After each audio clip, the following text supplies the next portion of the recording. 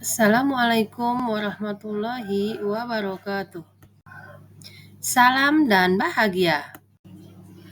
Saya Erni Lestari dari SDN Kalabesu, calon guru penggerak Angkatan 11 Kabupaten Sumbawa, Nusa Tenggara Barat. Kali ini saya akan menyampaikan kesimpulan dan refleksi pemikiran Ki Hajar Dewantara Modul 1.1 Koneksi Antar Materi. Pendidikan dan pengajaran tidaklah sama. Pengajaran adalah bagian dari pendidikan. Pengajaran merupakan proses pendidikan dalam memberi ilmu untuk kecakapan hidup anak secara lahir dan batin. Sedangkan pendidikan pada hakikatnya adalah menuntun atau memberi tuntunan terhadap segala kekuatan kodrat yang dimiliki anak agar ia mencapai keselamatan dan kebahagiaan yang setinggi-tingginya, baik sebagai individu maupun anggota masyarakat. Pendidikan menciptakan ruang bagi peserta didik untuk bertumbuh secara utuh agar mampu memuliakan dirinya dan orang lain, serta menjadi manusia yang mandiri.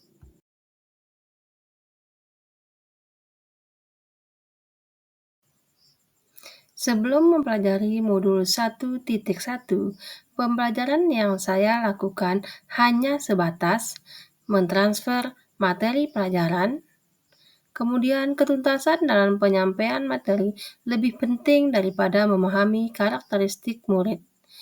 Saya melihat nilai hanya dari aspek kognitif saja. Jika nilai peserta didik sudah mencapai KKM, saya menganggap pembelajaran yang saya lakukan sudah berhasil. Peserta didik sebagai objek pembelajaran. Pembelajaran berpusat pada guru atau teacher center. Terkadang saya pun tidak mempedulikan apakah peserta didik sudah benar-benar paham dengan penyampaian materi yang sudah saya berikan. Seringkali saya mengeluh dan merasa gagal jika banyak peserta didik yang tidak tuntas setelah melakukan evaluasi.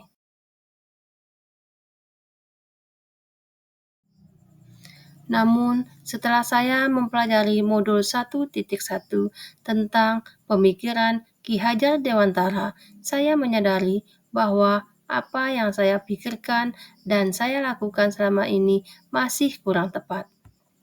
Setelah saya mempelajari modul 1.1, saya menyadari seharusnya saya melakukan proses pembelajaran secara menyeluruh, bukan hanya pada aspek kognitifnya saja, namun pada aspek afektif, psikomotor, spiritual, sosial, dan budaya.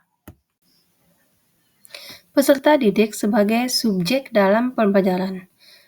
Artinya, peserta didik bebas berekspresi, mengemukakan pendapat, dan berkreasi. Guru sebagai fasilitator dalam proses pembelajaran.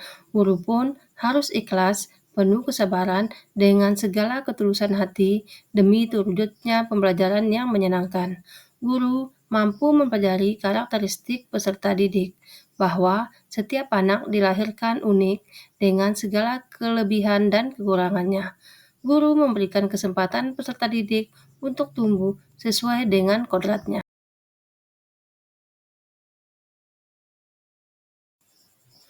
Yang dapat segera saya terapkan dalam pembelajaran di kelas antara lain, merancang pembelajaran yang interaktif dan menyenangkan dengan melibatkan peserta didik sesuai metode student center, menerapkan pembelajaran abad 21, berpikir kritis, kreatif, komunikatif, dan kolaboratif. Pembelajaran tidak lagi menuntut, tetapi menuntun, mengenali karakter dan latar belakang peserta didik dengan menjalin komunikasi yang baik. Demikian yang bisa saya sampaikan. Wassalamualaikum warahmatullahi wabarakatuh.